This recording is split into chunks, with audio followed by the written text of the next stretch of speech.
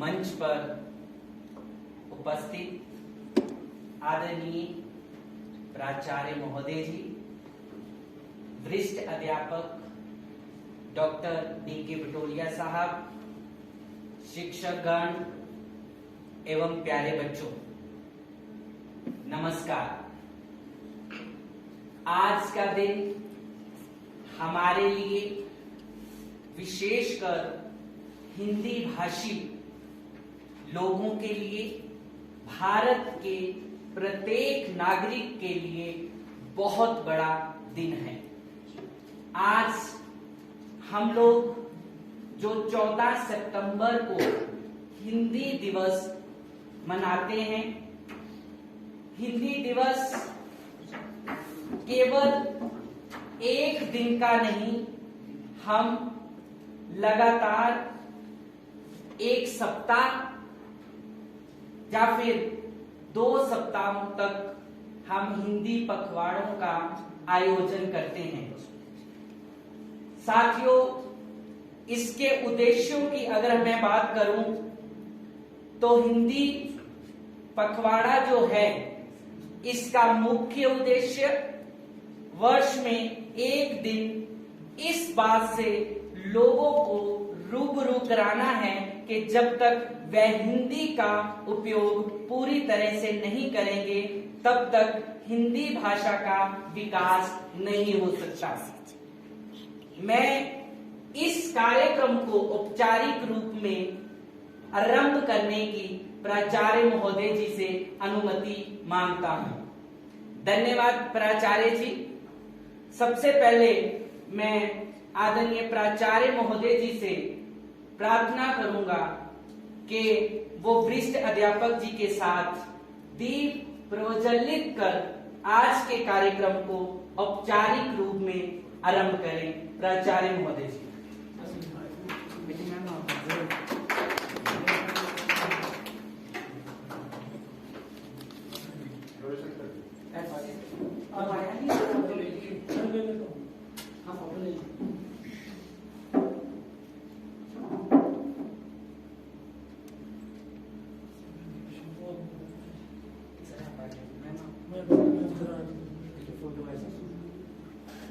Photo ऊपर से लेकर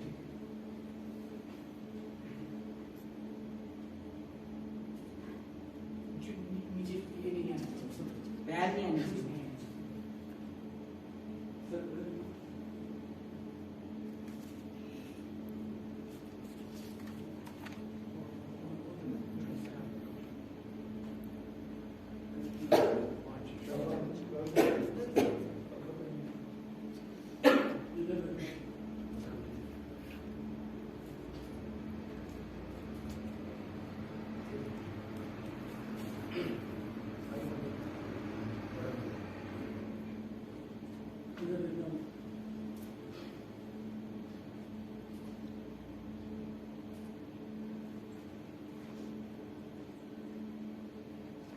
फोटो उठा ले।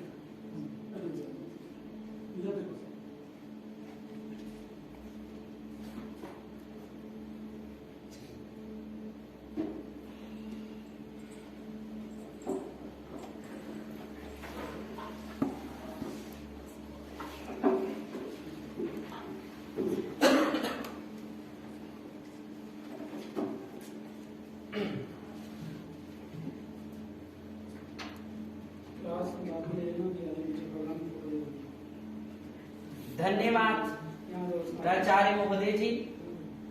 कहते हैं किसी भी कार्य को करने से पहले उस भगवान का, ईश्वर का नाम लेना जरूरी होता है। उसी कड़ी को बढ़ाते हुए आगे दीप प्रज्वलित कर मां सरस्वती का आशीर्वाद लिया गया है।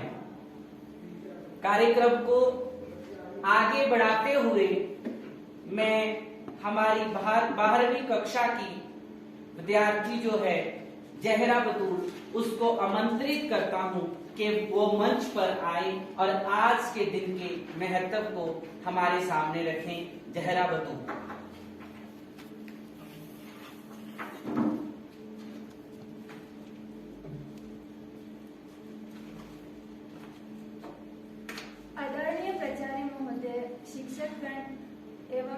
प्यारे भाइयों बहनों, शुभ प्रभात। आज मैं जहरा बतूल 12वीं कक्षा से आपके सामने हिंदी भाषा के महत्व पर अपने विचार लेकर प्रस्तुत हुई हूँ। हिंदी भाषा नहीं भावों की अभिव्यक्ति है, हिंदी भाषा नहीं भावों की अभिव्यक्ति है, ये मातृभूमि पर मर मिटने की भक्ति है, ये मातृभूमि पर मर मिटने की भक्ति है। राष्ट्रभाषा का अर्थ है राष्ट्र की भाषा, अर्थात ऐसी भाषा जिसका प्रयोग देश की हर भाषा के लोग आसानी से कर सके, बोल सके और लिख सके। हमारे देश की ऐसी भाषा है हिंदी। आज़ादी के बाद 14 सितंबर 1949 के दिन ही हिंदी को देश की राष्ट्रभाषा का गौरव प्राप्त हुआ। हिंदी को संस्कृत की बड़ी बेटी कहते हैं। हिंदी का प्रमुख गुण ये है कि ये बोलने, पढ़ने और लिखने में अत्यंत सरल है। हिंदी के प्रसिद्ध विद्वान जॉर्ज ने कहा है कि हिंदी व्याकरण के मोटे नियम केवल एक पोस्टकार्ड पर लिखे जा सकते हैं। संसार के किसी भी देश का व्यक्ति कुछ ही समय में हिंदी बोलना और लिखना सीख सकता है। इसकी दूसरी विशेषता है कि ये भाषा लिपि के अनुसार चलती है। इसमें जैसा लिखा जाता है वैसा ही बोला जाता है। इसकी सबसे बड़ी विशेषता है कि संसार की लगभग सभी भाषाओं के शब्द इसमें घुल मिल सकते हैं। हिंदी संसार के अनेक विश्वविद्यालयों में पढ़ाई जाती है और इसकी साहित्य भी विशाल है। हिंदी ने देश में एकता लाने में बड़ी महत्वपूर्ण भूमिका निभाई है। उत्तर से लेकर दक्षिण तक, पूर्व से लेकर पश्चिम तक भारत के अधिकतर विद्वानों ने भारत के एकता और अखंडता के लिए हिंदी का प्रयोग किया है। इतनी अधिक गुणों से भरपूर होकर भी हिंदी आज अंग्रेजी के पीछे क्यों चल रही है?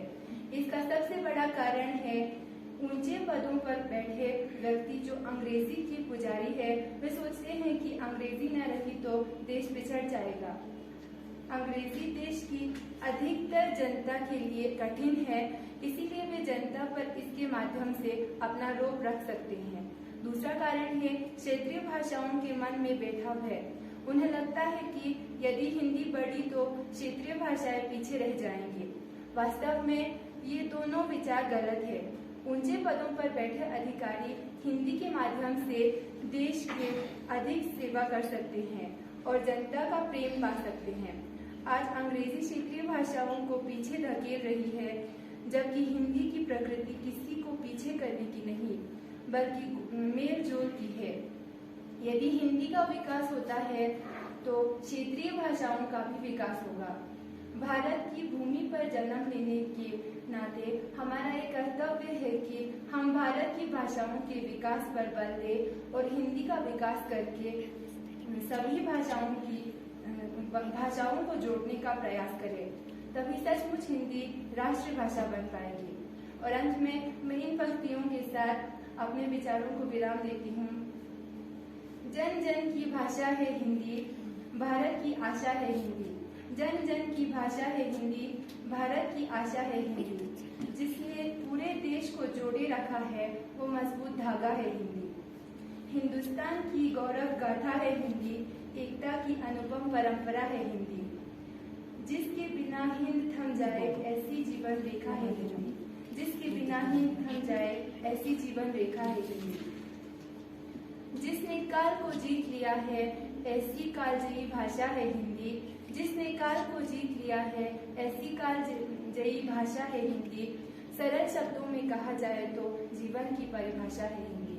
सरल शब्दों में कहा जाए तो जीवन की परिभाषा है हिंदी। धन्यवाद जी।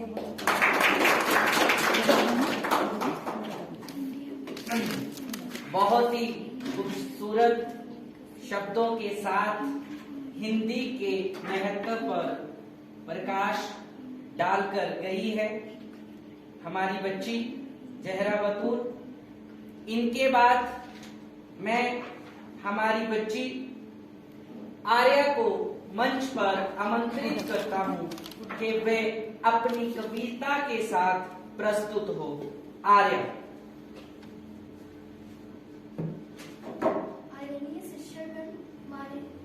माननीय प्रधानाचार्य महोदय, माननीय शिक्षक, आप सभी को मेरा नमस्कार। आज हिंदी पखवाड़े के उपलक्ष्य में कुछ पंक्तियां रखना चाहती हूँ।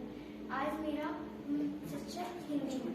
हिंदी हमारी आन है, हिंदी हमारी शान है, हिंदी हमारी चेतना वाणी का सुख वरदान है। हिंदी हमारी आन है, हिंदी हमारी शान है, हिंदी हमारी चेतना वाणी का सुख वरदान है। हिंदी हमारी संस्कृति, हिंदी हमारी आर्ज है, हिंदी हमारी वेदना, हिंदी हमारा गान है। हिंदी हमारी आत्मा है, भावना का साज है, हिंदी हमारी आत्मा है, भावना का साज है। हिंदी हमारे देश की हर तोतली आवाज है, हिंदी हमारी हिंदी हमारा मान है। हिंदी निराला प्रेमचंद की लेखनी का गान है। हिंदी में वचन, पंत, दिनकर का मधुर संगीत है। हिंदी में तुलसी, सूर, मीरा जैसी की तान है। जब तक गगन में चांद सूरज की लगी बिंदी रहे, तब तक वतन की राष्ट्रभाषा ये अमर हिंदी रहे। हिंदी हमारा शब्द, स्वर, व्यंजन, अमिट पहचान है। हिंदी हमारी चेतना वाणी का सुख वरदान है। हिंदी हमारी आन है, हिंदी हमारी शान है। धन्यवाद। बहुत खूबसूरत कविता हिंदी के महत्व को प्रकाशित करती हुई इसी कड़ी को आगे बढ़ाते हुए मैं हमारे अध्यापक श्री रविशंकर जी को मंच पर आमंत्रित करता हूं कि वे कृपया मंच पर आए और आज के दिन में अपने विचार रखें। श्री रविशंकर जी।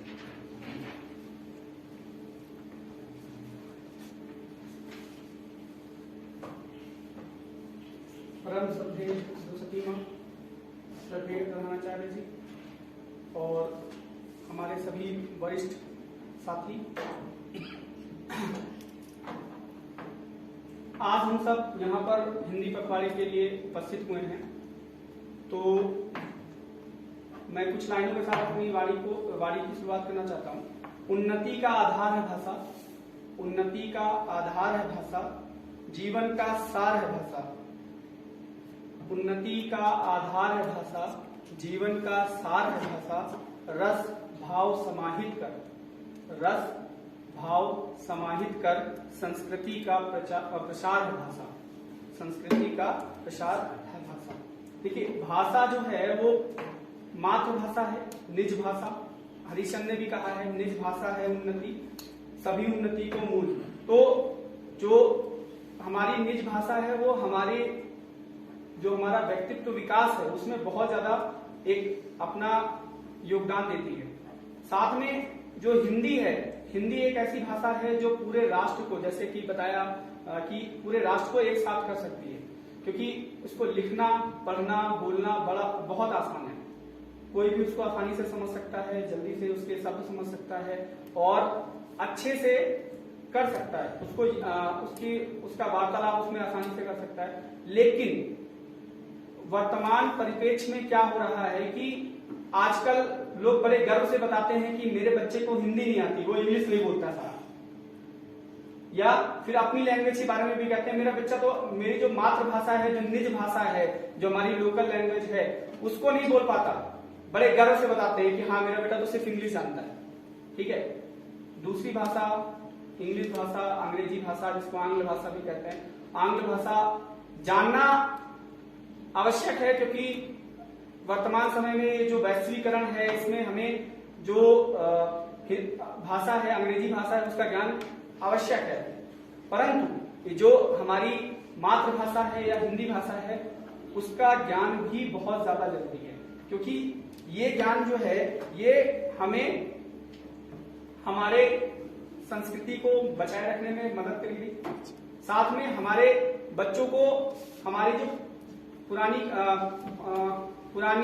धरोहर है या पुराना इतिहास है उसको जानने में भी बहुत ज्यादा मदद करेगी।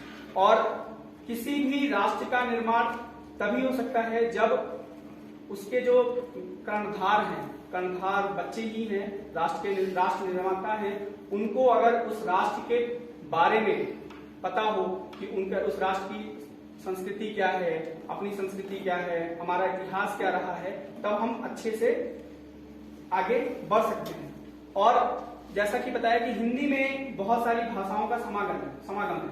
अब आप देखते होंगे जैसे बहुत सारे शब्द हैं, रेलगाड़ी है, ठीक है, वो आके हिंदी में समाहित हो गई है, ठीक है। हिंदी में कोई भी नहीं कहता है कि उसको लौपदगामिनी, जैसे शुद्ध हिंदी में मैंने सुना है उसको कहता है लौपदगामिनी, ठीक है। तो लौपदगामिनी कोई नहीं बोलता है, सब रेलगाड़ी ही बोलते हैं।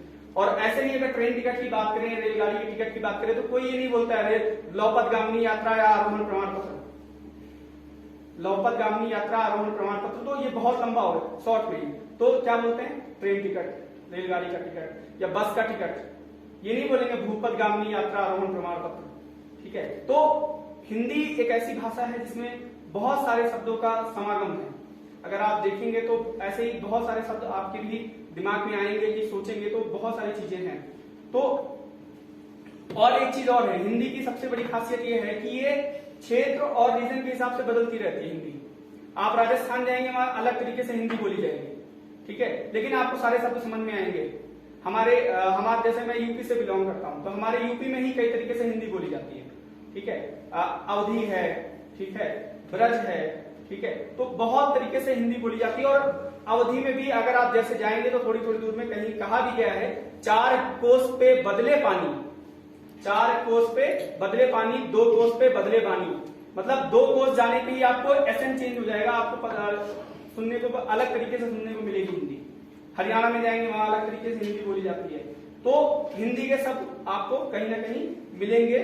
और हमारा प्रयास यही रहना चाहिए कि हम अपने बच्चों को या खुद अपनी मातृभाषा, निज भाषा के साथ में जो हमारी राजभाषा है, क्योंकि ये पूरे देश को एकीकृत कर सकती है, तो हमें उस पे उनको प्रोत्साहित करना चाहिए कि वो उस भाषा से जुड़े, क्योंकि ये बहुत अच्छी भाषा है और ये पूरे देश को एकीकृत कर सकती है। तो बस इसी पे मैंने कभी 4 लाइनें लिखी थी, वो अब कहना चाहता हूं। हमने सीखी अंग्रेजी, हमने सीखी फारसी, हमने सीखी अंग्रेजी, हमने सीखी फारसी, पर ना जानी ऐसी भाषा जो जीवन संवारती, पर ना जानी ऐसी भाषा जो जीवन संवारती, बचपन से जाना जिसे, बचपन से जाना जिसे गर्वित होती मां भारती, बचपन से जाना जिसे गर्वित होती मां भारती, हिंदी है वो भाषा जो जीवन संवारती, हिंदी है वो भाषा। बस इन्हीं शब्दों के साथ मैं अपनी वाणी को विराम देना चाहता हूं। धन्यवाद।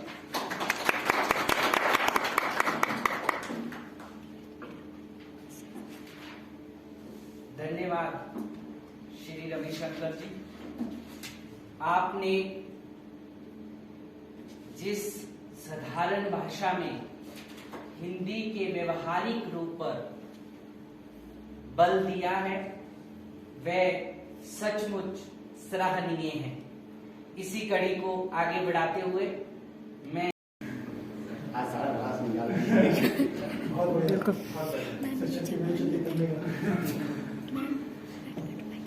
बहुत बहुत धन्यवाद आदरणीय श्री अवधेश जी।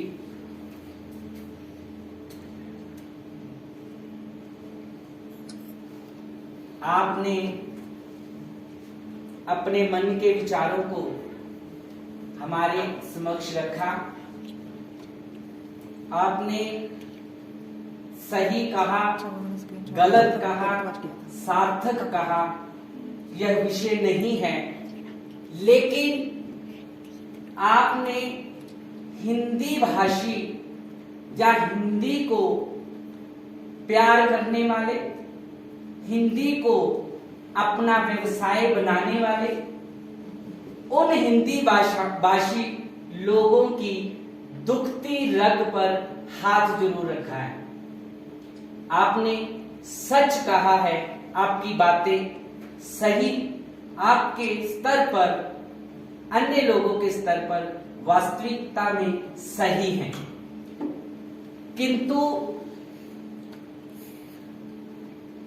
आज के संदर्भ में मुझे हमारी एचओडी जो है विभागाध्यक्षा डीएवी कॉलेज अमृतसर की, वो मुझे हमेशा एक बात कहती हैं कि तुम सरदार हो, सिख परंपरा को मानते हो, तुम्हारी भाषा पंजाबी है, लेकिन तुम अपने जीवन में हिंदी भाषा के वकील प्रवक्ता बनकर रहना।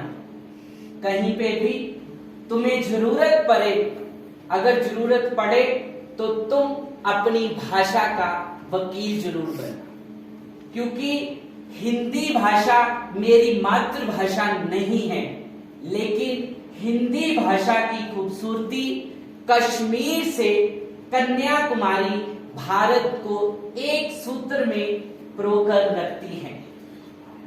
आज हिंदी की दशा और दिशा की अगर मैं बात करूं, प्राचार्य महोदय सहमत होंगे इस बात से कि हमारे देश में ही नहीं, अंतरराष्ट्रीय स्तर पर, चाहे वो हमारे प्रधानमंत्री श्री नरेंद्र मोदी जी हैं, जहां बाहर के जो दूसरे देशों के, अमेरिका के, पोलैंड के, कनाडा के अन्य जो देश हैं, उनमें हिंदी भाषा की दिशा और दशा दोनों सुधरी है।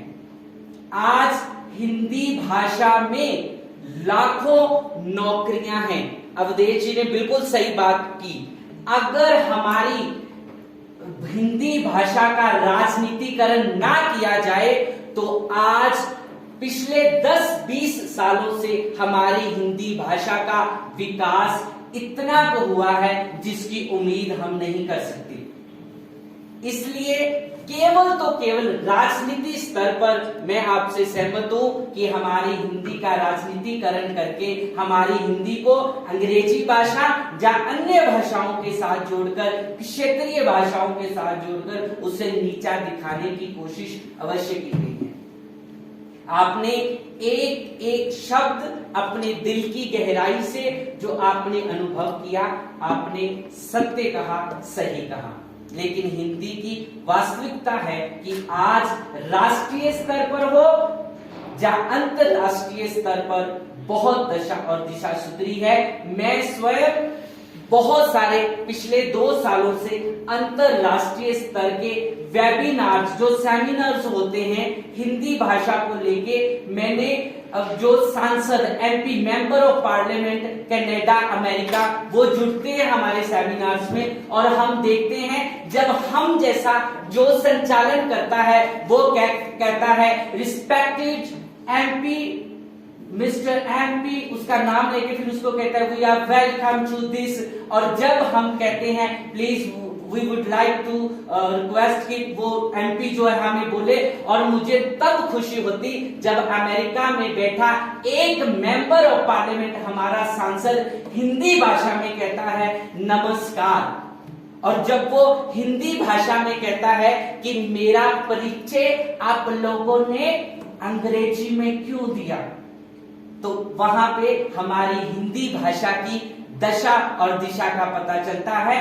ओबामा के समय में, ओबामा जी के समय में अमेरिका में बहुत सारी यूनिवर्सिटीज हैं, आज भी बहुत सारी विदेशों की यूनिवर्सिटीज हैं, विश्वविद्यालय हैं, जिनमें हिंदी भाषा को अनिवार्य विषय के रूप में पढ़ाया जा रहा है, और हिंदी की दशा और दिशा दोनों में सुधार हुआ है। इन्हीं शब्दों के साथ कार्यक्रम को आगे बढ़ाते हुए कार्यक्रम अपने समापन की ओर बढ़ रहा है। मैं अपने प्राचार्य महोदय जी से अनुरोध करूंगा कि वो कृपया मंच पर आकर 2 शब्दों के रूप में हमें आशीर्वाद दें। आदरणीय प्राचार्य महोदय जी।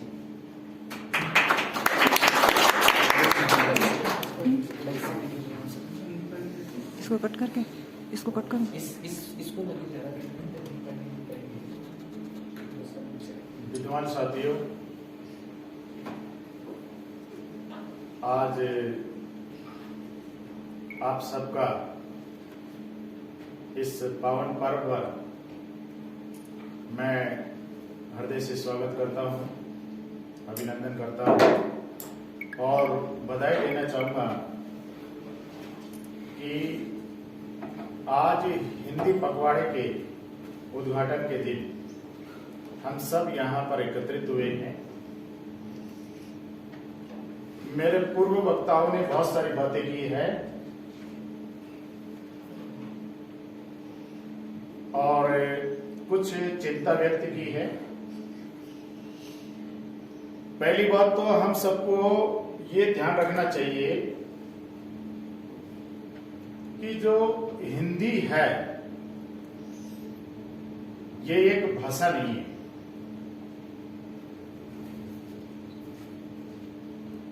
ये एक जीवन शैली है, ये एक संस्कृति है, ये संपूर्ण भारत की एक रूपरेखा है। निश्चित तौर पर पूरे देश में जिस प्रकार से सांस्कृतिक विभिन्नताएं हैं, ठीक उसी प्रकार से भाषा की विभिन्नता भी हमारे पास है। ये समस्या हमारे देश की नहीं है, यह पूरे विश्व की है। हर देश में कहीं न कहीं किसी न किसी भाषा को लेकर के और संघर्ष चले हैं और आंदोलन हुए हैं। ये केवल हमारे देश की ही समस्या है। जिसको लोग आज जिस भाषा को बोल करके गर्वान्वित महसूस होते हैं, या पूरे विश्व पर जिसने राज किया है, जो आंग्ल भाषा है, जिसे हम अंग्रेजी भाषा बोलते हैं, उसी ही भाषा ने अपने देश में इंग्लैंड में 200 वर्ष तक संघर्ष किया राष्ट्रभाषा बनने के लिए। 200 वर्ष तक वहां के लोगों ने अंग्रेजी को अपनी राष्ट्रभाषा के रूप में स्वीकार नहीं किया, लेकिन अंततः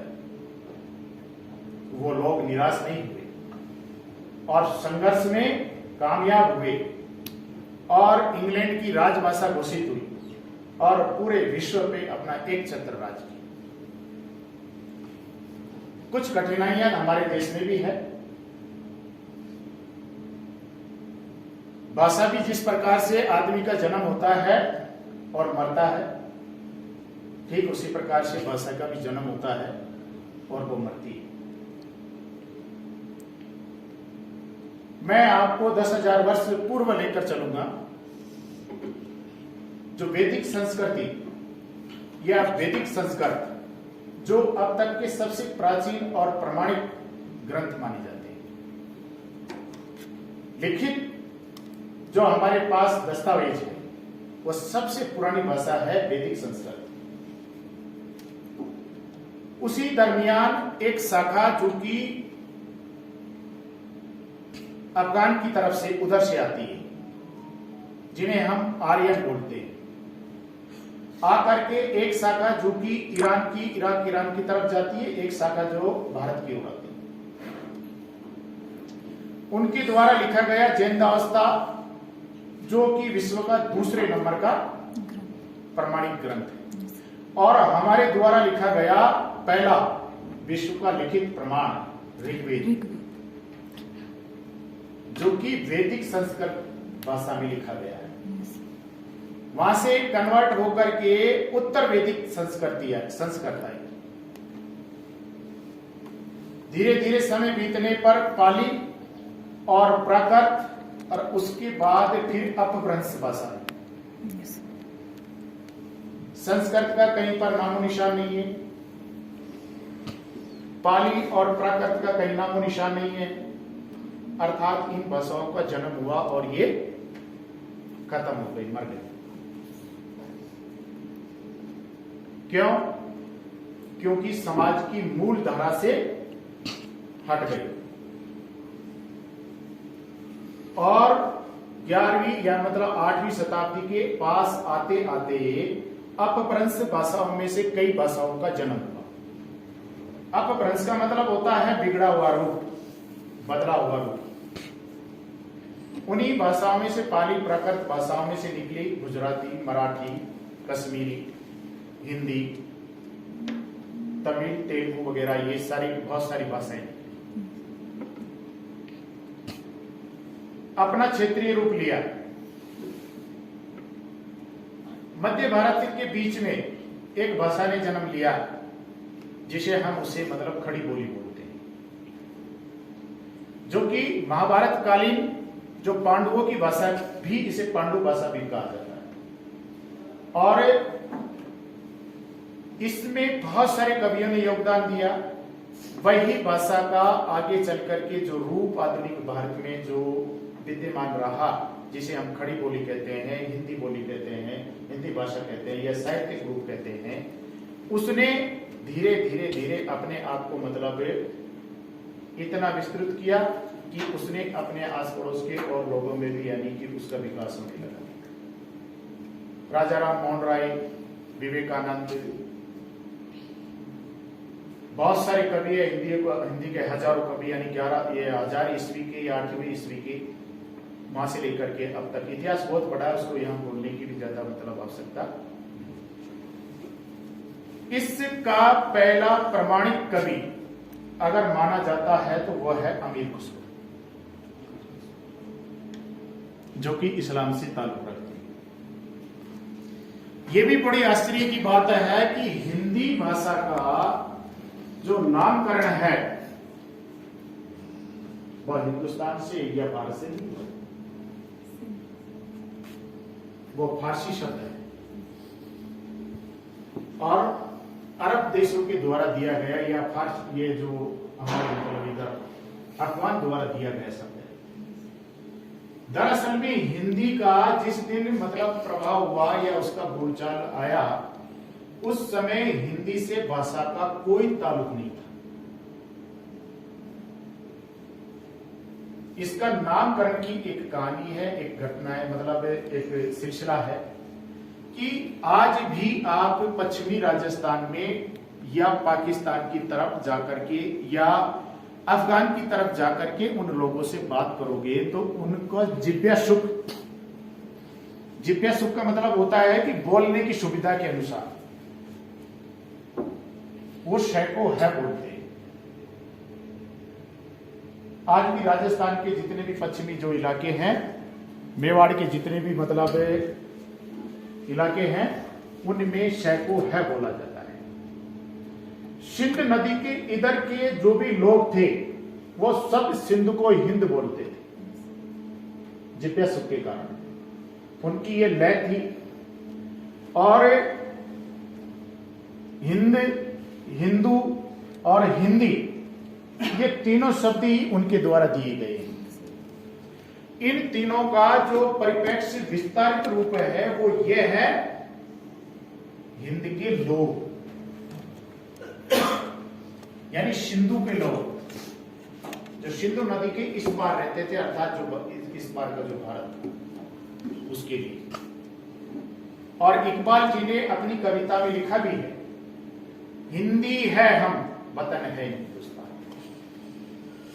यहां पर भी ये हिंदी वही मीनिंग देती है कि हम हिंदुस्तान के निवासी हैं, हिंदुस्तान के रहने वाले।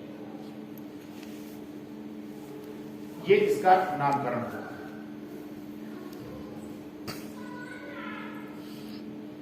अब जो बात आती है कि भाई विकास हो गया, जो भाषाएं पीछे हट गई या जिनको आगे बढ़ना था बढ़ रहे हैं, और जो हिंदी है आज आवश्यकता क्यों है हिंदी को?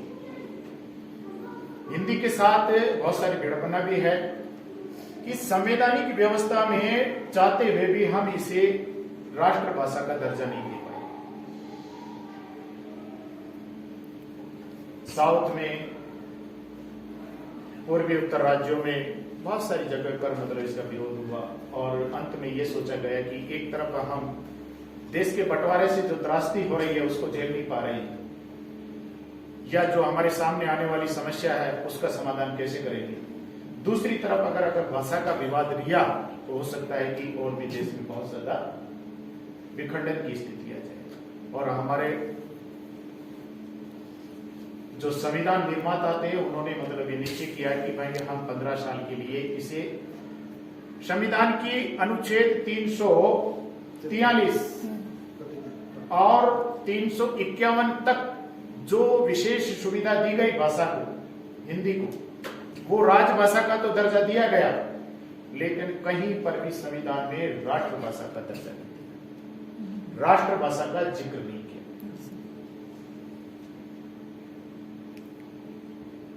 और साथ ही साथ में यह भी कहा गया कि 1965 तक हिंदी इसकी साहित्य भाषा रहेगी। यानी उस दिन हम जो कठोर निर्णय नहीं ले पाए या आने वाली समस्याओं को देख करके जो हम डर गए, उसका परिणाम हम लास्ट तक भी भोगते रहे। बात यह आती है कि राष्ट्रभाषा क्या है, राजभाषा क्या है और संपर्क भाषा क्या है और इनकी आवश्यकता क्यों पड़ती है। राजभाषा अलग हो सकती है और राष्ट्रभाषा अलग हो सकती है। इसका प्रमाण है मध्य भारत, मध्यकाल का भारत।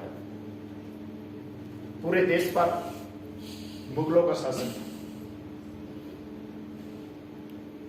राजभाषा फारसी थी और राष्ट्रभाषा के रूप में उसे स्वीकार नहीं था। राष्ट्रभाषा वही हिंदी का बोलबाला। मैं थोड़ा सा यह बताना चाहूंगा कि राजभाषा और राष्ट्रभाषा में क्या अंतर है। राजभाषा का मतलब है कि उस देश की सारी सरकारी व्यवस्था का पत्र व्यवहार जिस भाषा में होता है वो राजभाषा कहलाती है। राष्ट्रभाषा वो भाषा कहलाती है जिस देश के नागरिक जिसको सबसे ज्यादा बोलते हैं, सबसे ज्यादा समझते हैं और सबके मन में मतलब या सबको संपर्क भाषा के रूप में जो जोड़ती है।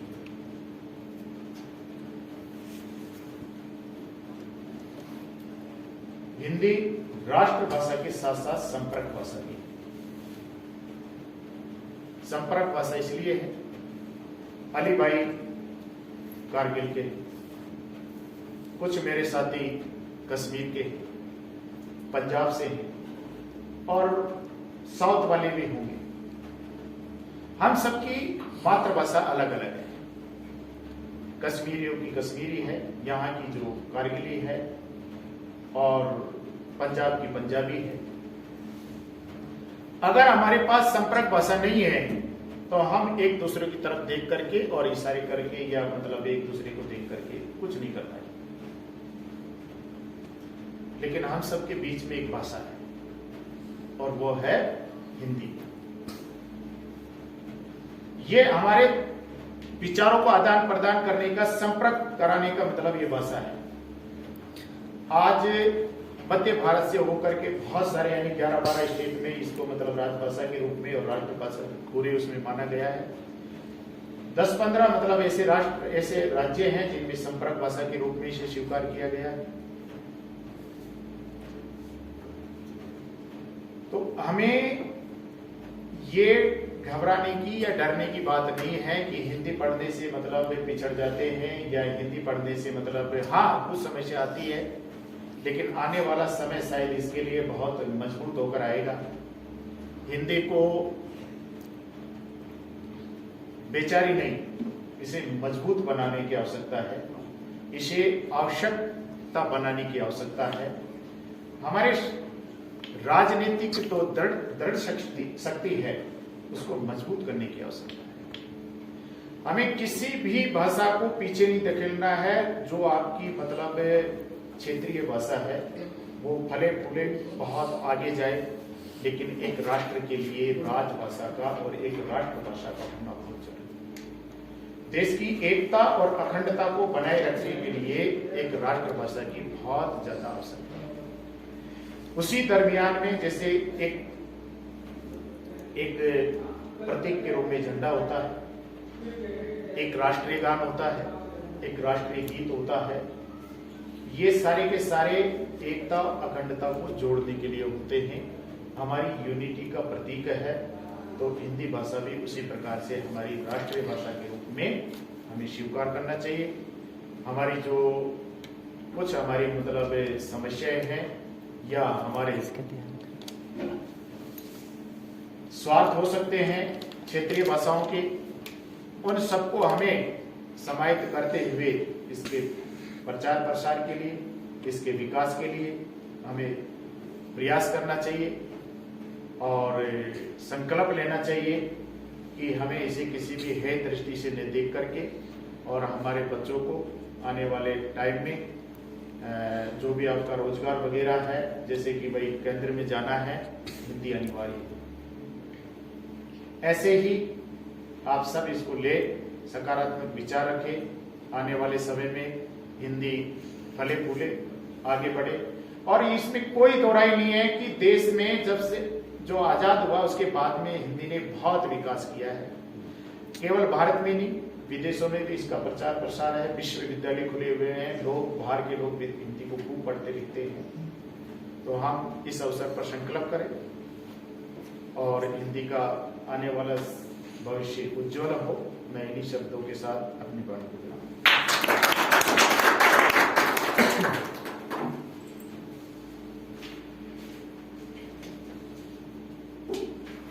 बहुत बहुत धन्यवाद प्राचार्य महोदय जी। आपने बहुत ही सार्थक शब्दों में हिंदी की दशा एवं दिशा पर जो विचार रखे हैं, हमें आशीष दिया है, उसके लिए आपका धन्यवाद। हमारे आज का जो कार्यक्रम है उद्घाटन हिंदी पखवाड़ा,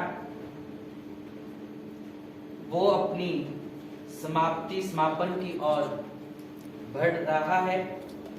मैं हमारे वरिष्ठ अध्यापक श्री डॉक्टर दशरथ कुमार बिटोलिया जी को मंच पर आमंत्रित करता हूं कि जिन जिन कर्मचारियों की वजह से आज का हमारा कार्यक्रम सार्थक हुआ है, उन सभी का आप धन्यवाद करें।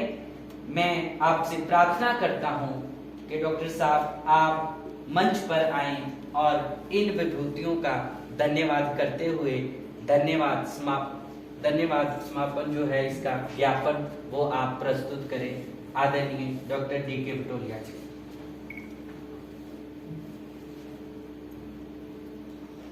धन्यवाद सिमरन जी। आदरणीय प्रिंसिपल साहब, मेरे विद्वान साथी हैं और प्यारे बच्चों,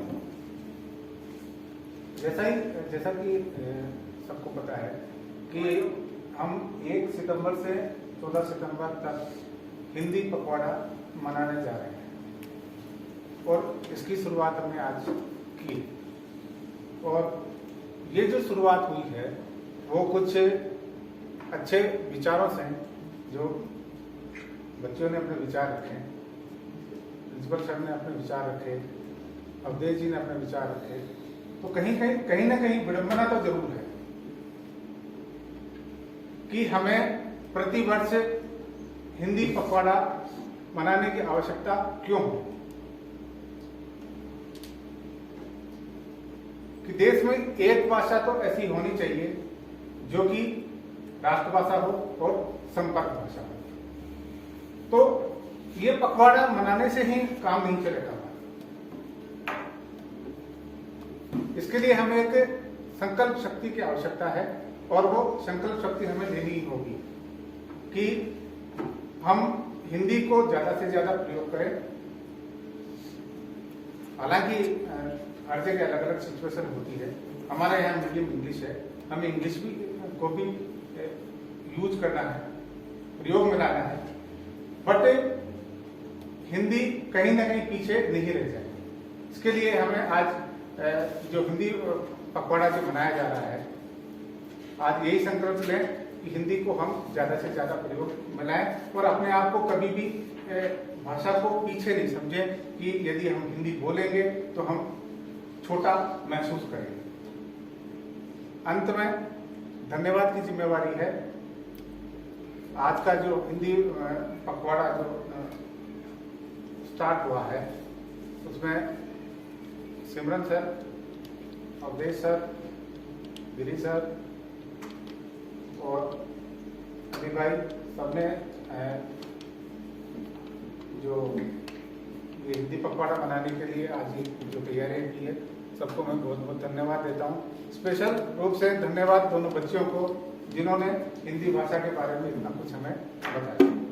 ठीक है, धन्यवाद। बहुत धन्यवाद आपका वरिष्ठ अध्यापक श्री डॉक्टर डी.के. बटोलिया साहब।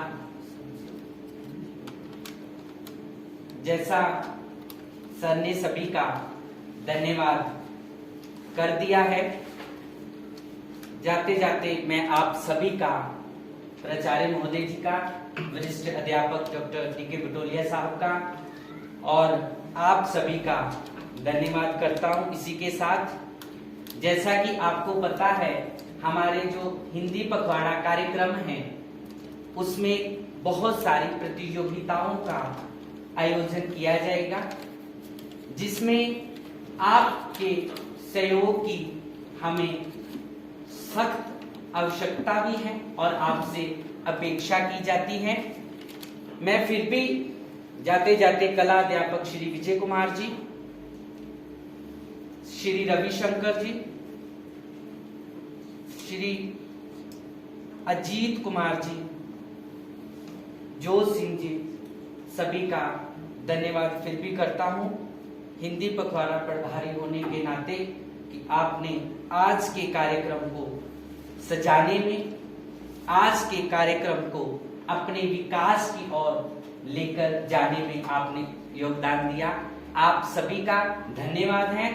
इसी के साथ आपसे अनुरोध है, प्रार्थना है कि जो हमारा इसी के साथ जो स्वच्छता अभियान का जो कार्यक्रम चल रहा है, जिसमें अलग अलग गतिविधियां जो हमने करनी है, जिसमें आपके सहयोग की अपेक्षा की जा रही है, उसी कड़ी के तहत अभी जहां से हम निकलकर शैक्षणिक खंड जो है एकेडमिक ब्लॉक के बिल्कुल बाहर, हम वहां पे एक प्रतिज्ञा प्लेज जिसे कहते हैं, स्वच्छ भारत, भारत को स्वच्छ रखने के लिए, अपने देश को स्वच्छ रखने के लिए वो एक प्रतिज्ञा का आयोजन किया जाएगा।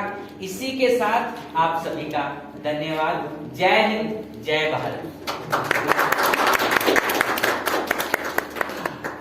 बाहर सब लोग एक बात